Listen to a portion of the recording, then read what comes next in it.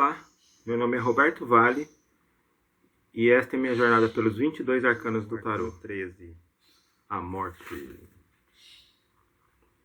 Olha, sem dúvida nenhuma, este foi um dos vídeos mais difíceis que eu fiz, porque eu nem tô conseguindo, eu tô fazendo ele um dia depois do dia do arcano, do dia seguinte.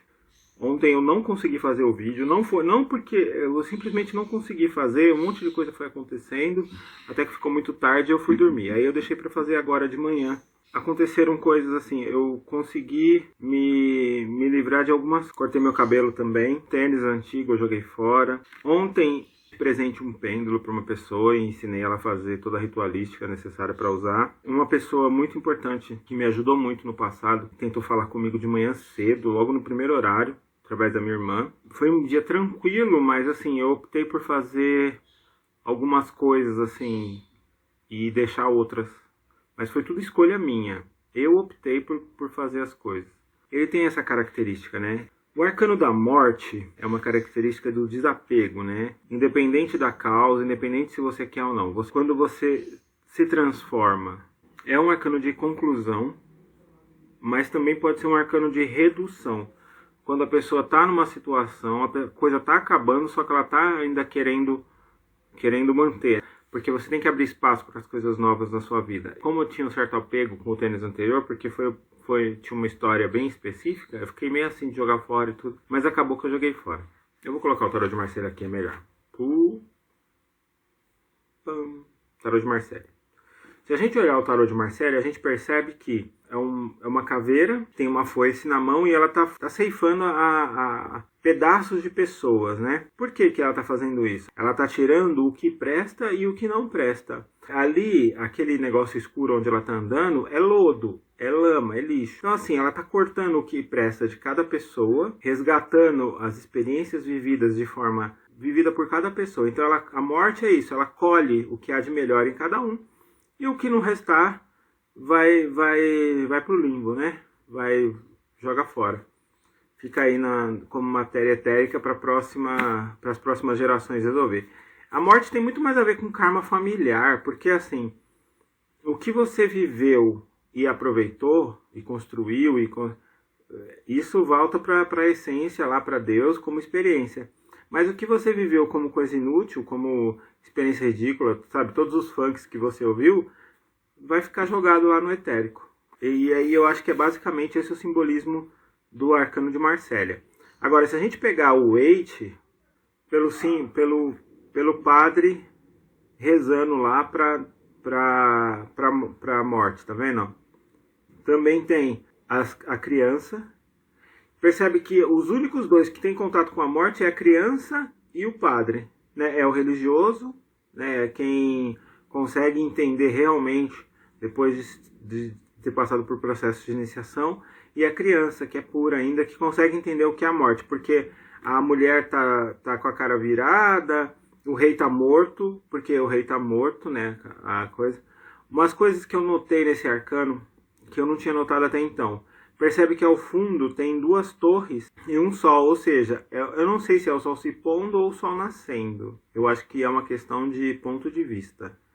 Mas é como se a gente estivesse entrando na noite escura da alma, se a gente entender que é o sol se pondo, e é como se a gente estivesse amanhecendo toda a alegria necessária para a gente viver uma nova etapa da nossa vida. É quando a gente se separa de algo que estava incomodando e a gente não percebia. E aí a gente precisa viver uma nova etapa. E é como se o sol nascesse na nossa vida. Tem uma história antiga que fala que todo homem só é completo quando ele encontra a sua cara metade. Porque nasce de verdade o sol na sua vida. Enquanto o homem está solteiro, ele tem todas as estrelas do céu à sua disposição. Mas a partir do momento que ele casa, é como se amanhecesse, porque ele troca todas as estrelas da noite por uma única estrela, que é o sol. E pode ser visto nesse aspecto também, esse arcano. Outra coisa que eu achei bem interessante é o fato da bandeira ser uma estrela invertida. Eu vou colocar aqui, ó. Tá vendo, ó? É uma bandeira, mas a bandeira tem uma estrela invertida, né? Pode ser que tenha... eu acredito que nada é por acaso. Eu acho que ele colocou intencionalmente essa estrela aí.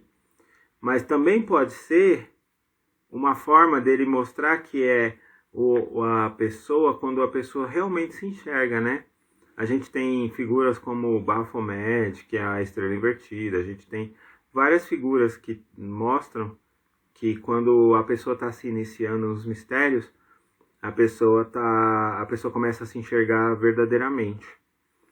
E aí lá no fundo a gente vê o barquinho do barqueiro, né? Que é o barqueiro é quem leva as almas. Quando a gente está falando de Anubis, o cara que faz o julgamento é quem recebe as almas dada pelo barqueiro. E o barqueiro é a mulher, né? É a mulher vermelha, é a Dama Escarlate, é a Yama, e tem vários nomes aí, dependendo da tradição que a gente vai seguir. Esse barquinho também remete a gente, como o barquinho está lá no fundo e a imagem está bem aqui na frente, que é com o cavalo. Então a gente tem cavalo que é ligado a Cronos, né? Cavalo que é ligado ao tempo humano, e a gente tem ao fundo o barco, que é o tempo de Deus, né? Que é o barco que navega nas águas, né? O Espírito de Deus pairava sobre as águas.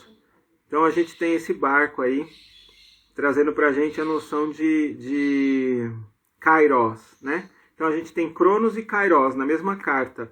À frente, Cronos, mas no fundo, entendendo que tudo está no tempo de Deus, não no nosso tempo.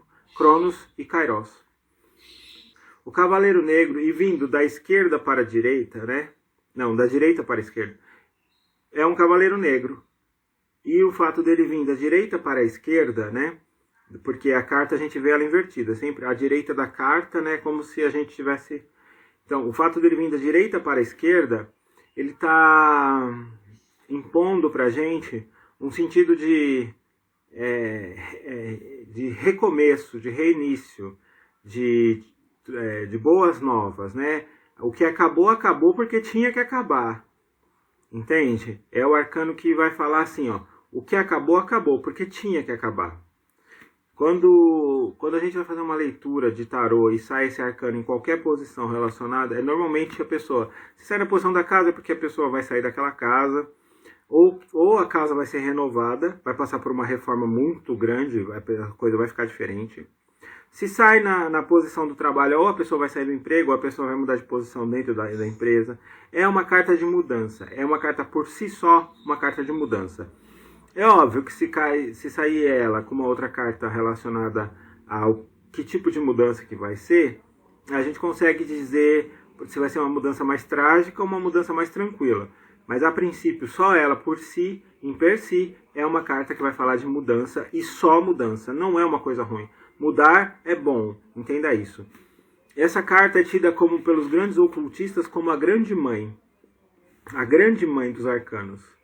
É a única carta, a carta da roda, que foi falada dois, 3 arcanos atrás, é uma carta que está no baralho do tarô e está no baralho cigano.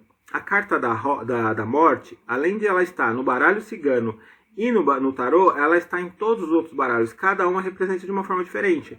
No baralho cigano é o caixão, né? A gente tem sempre representações diferentes para o mesmo arcano. A morte indica o fim de um ciclo. E é importante que respeitemos esse fim. Fica aí meu relato sobre esse arcano. É um arcano bem difícil, é um arcano que eu percebi que para fazer esse vídeo aqui foi difícil. O meu dia foi complexo, mas não foi nada impossível. No fim acabou que eu me diverti bastante. E foi só mais um dia, mais um arcano nessa jornada dos 22 arcanos. Gente, até mais. Tchau.